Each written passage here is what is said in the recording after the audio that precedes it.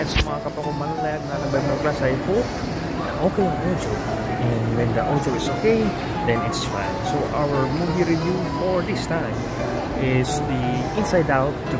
And ang masasabi ko lang is it's a good movie. It's a perfect movie. The puns are great. The illustrations are great. Lalo na yung nangyari sa film. It's really, alam mo yun, it shows how critical that thing is. But I don't think there's a villain in the film. And it's not bad. It just shows na it's creative. And ganun din, pagdating doon, it's a film na marirecommend kung mapanood nyo. I personally gave it a 7.5, kind of over 10, pero still it's a good film. And it's timely for me. Kasi marami akong pinagdadaanan ngayon, and the emotions are high. Lalo na yung last part, nangyari sa last part, it's really brought me to tears and I cried this evening. Yeah, yun lang. All I can say.